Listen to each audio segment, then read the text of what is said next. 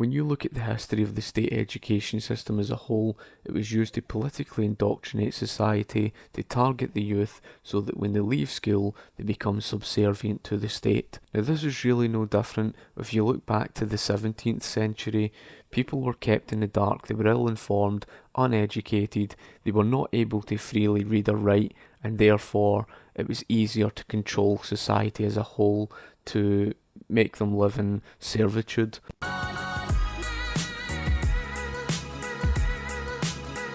Well, this was really no different to that of the 20th century through these, fascist and communist regimes. You saw it with Nazi Germany, where they used state education. The Nazis moved quickly to control education and the schools. They recognized that a new generation of supporters would be critical to their success. Responsibility for carrying out the educational goals of the Nazi Party fell to the National Socialist Teachers League, the NSLB, the Ministry of Education, and the Hitler Youth. The NSLB was responsible for indoctrinating educators in the fundamentals of Nazi ideology. As well, of course, in the Soviet Union. And of course, these two regimes alone had banned books like that of Friedrich A. von Hayek's book, A Road to Serfdom. Now, the reason why they would keep information away from them is because a freer and better educated society is then able to see through the lies of such a regime. And so what the communist regimes would do is they would banish this idea of there being a God and the Christian religion or whatever other religion, and they would get people to believe through indoctrination that the state is the God, and therefore living in servitude. You will hear the arguments much like that of universal healthcare. You hear it all the time with that of the NHS, where people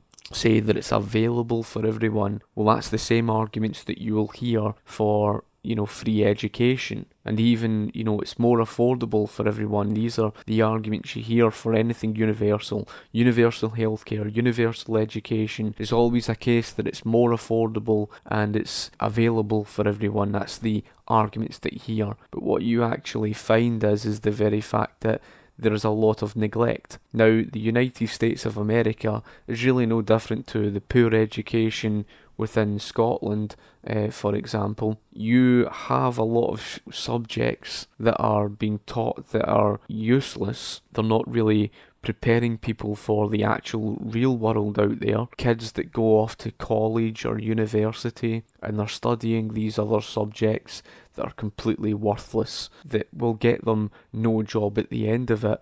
However, they'll end up in student debt, a large amount of student debt. Now, you could go back to the 19th century of the United States of America, when they did have a free market education system and they had a 95% literacy rate on average. Now, it wasn't a case that you would have these classroom sizes with about 30 different pupils where the teacher cannot get round every single pupil at a time. And I know from experience, having gone through state education in Scotland, where in my time, through 6 years of high school, we must have went through about 110 different teachers, and many of the teachers that would come in as fill-in teachers wouldn't even have a clue about the subject, and they would just tell you to get on with your work. And if you're stuck for something and you're trying to get help, they can't really help you the same. And even then, you had a case where sometimes the teacher would leave the classroom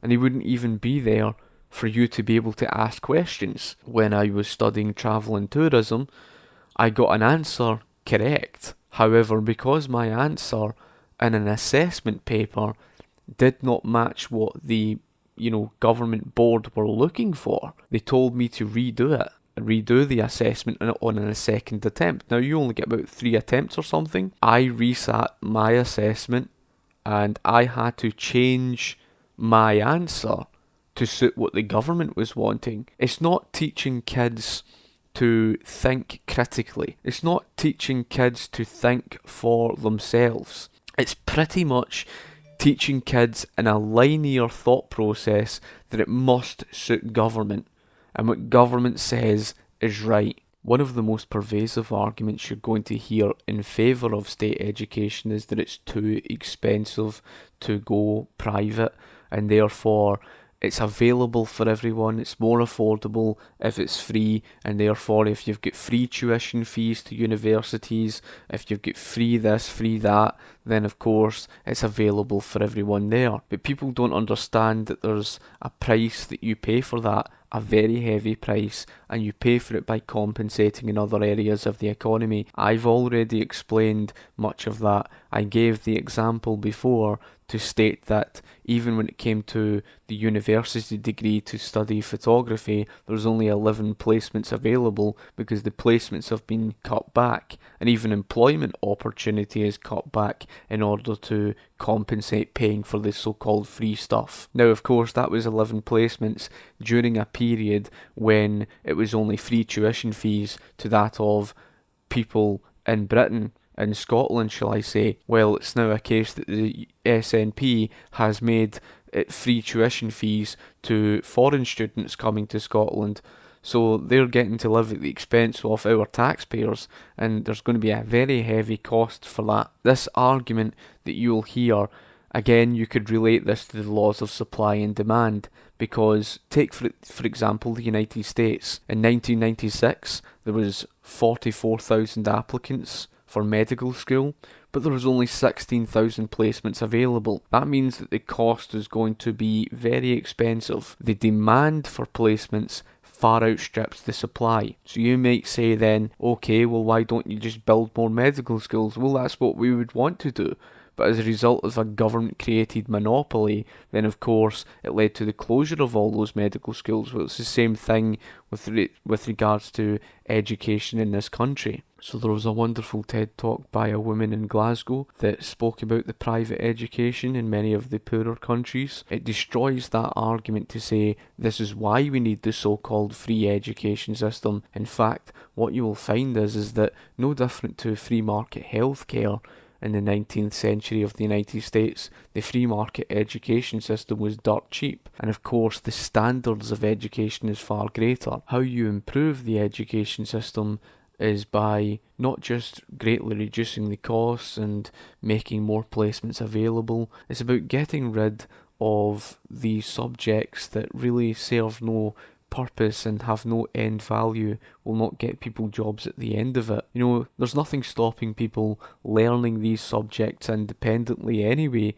and there's probably a wealth of information out there. They should be encouraged to do, you know, apprenticeships, etc., so they don't need to go to university or whatnot. That's how you improve. And like I said, with the classroom of about 30 different pupils, well, in a free market education system it's different. They're able to get around students one by one. That's why I support the free market education system. It would improve the quality of education. It would give a wider market.